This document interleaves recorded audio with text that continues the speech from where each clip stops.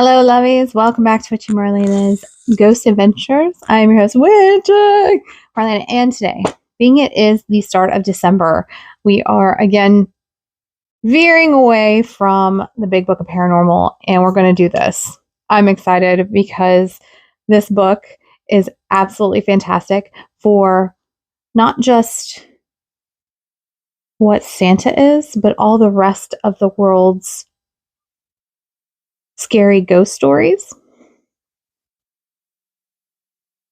It is the Fright Before Christmas. And being that I am a big Krampus fan, and today is the 6th, and you're still hanging out with me, that means Krampus didn't come and get you last night and snatch you up. But I am going to talk a little bit about Krampus. It's going to be a short and skinny version of it, but I wanted to show you the pictures of him in this book because it is absolutely fantastic. Krampus isn't that old. Nay. If we go back into Greek mythology, Pan pretty much is what Krampus' look was based off of.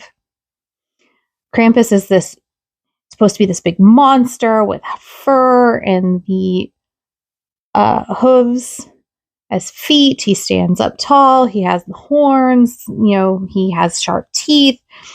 Pretty much to scare the ever-loving shit out of kids.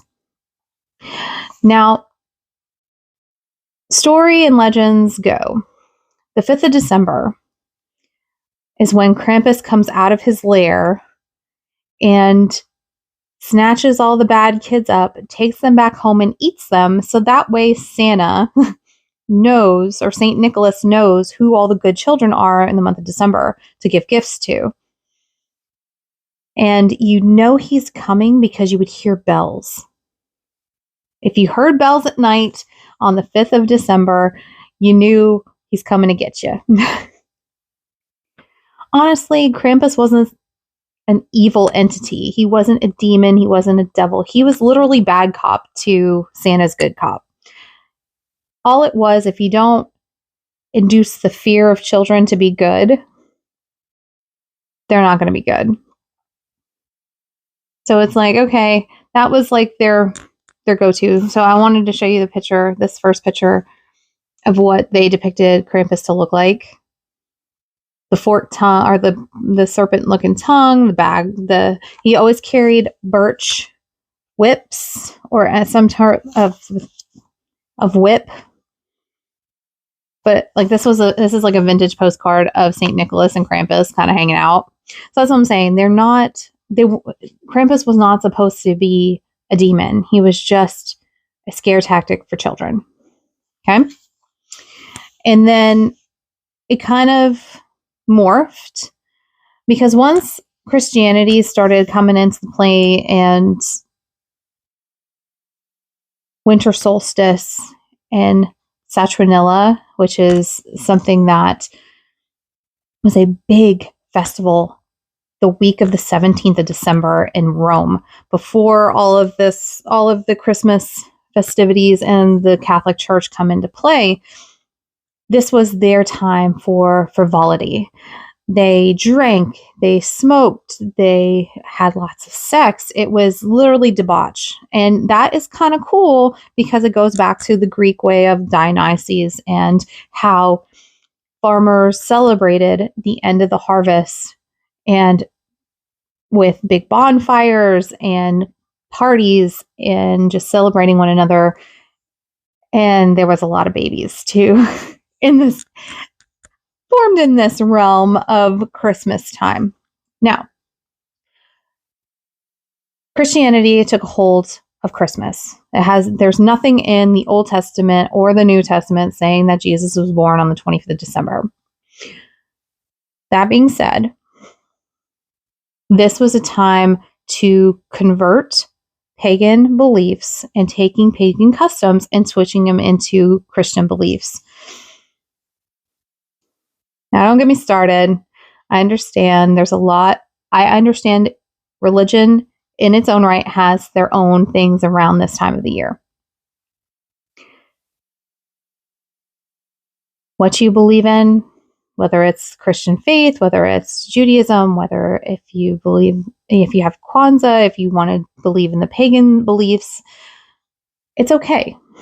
It's okay because we're here to celebrate and enjoy each other. And that's pretty much what all of these festivals and parties and holidays are all about, right? Enjoying one another.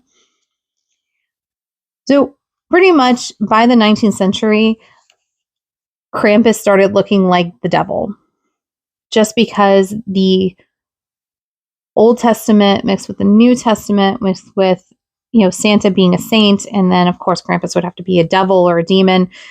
But it was not necessarily for like a possession thing. It was just, again, to scare kids. And I'm so loving this artwork. Look at this kid. He looks so freaking scared. And he's like, hey, I just have some apples. I'm just riding on the thing. Were you a good? See, and there's the chains. Like I said, if you heard chains or bells, you knew he was coming. And it became a holiday staple in Europe late 19th century, early 20th century, in like Austria and Belgium, Czech Republic. This was a thing. December 5th, that night, they would have a big parade of all of these like dressed up Krampuses. And, you brought your kids out, and you were like, you better watch out, because not just Santa's watching, but Krampus is too. And that's so funny because some of the patrons that would dress up as Krampus would like touch little kids and like literally freak them fuck out, which is absolutely, and so like, here it is. Like, here's another art depiction. There's Santa. There's Krampus. There's a bunch of the bad kids. And at this point, I guess now we have cars, so he didn't have to walk with them on his back. He can just ride them around. And then, of course, Krampus became a little more mainstream in the early 2000s with Krampus movies and more parades and more festivals, more Krampus markets. It's so cool to think that it's not necessarily a scare tactic anymore. It's something to celebrate as a German, Austrian tradition. And this guy, his name is Adam Orthlick, and he creates these Krampus masks. OMG, he's so talented. His masks run from like $400 to $500 all the way up to $1,200 to $1,300, depending on the detail and all that good stuff. And he is one of the mask creators, and he also has a museum of all of his masks that he has too. Beautiful, beautiful. So it says modern Krampus runs. Krampus often carries tree branches or switches of sticks. He may even strike your feet with the sticks if you're watching the parade. So he does touch you, which I think is kind of cool too, because it's like, what? According to Reiser, which was one of the Krampus parade people, he says, it's not to hurt you, it's to hit the bad ghosts, to drive them away so you'll be safe for this winter. It's also why Krampus wears bells, not for the living people, but to ward off the bad winter ghosts. So see, Krampus isn't all that bad. There you have it. So if you're listening to me today, good job evading Krampus and his bells and chains. Oh, good times. Thank you so much for joining me on my ghost adventures. I hope you have a fantastic rest of the day. We will continue in that book all month of December to kind of talk about, and I think it's kind of cool to hear about Belschnickel, because I think that's the next one I'm going to talk about. If you're a big Office fanatic like myself, Dwight loves some Belschnickel, and I'm definitely down to talk about it.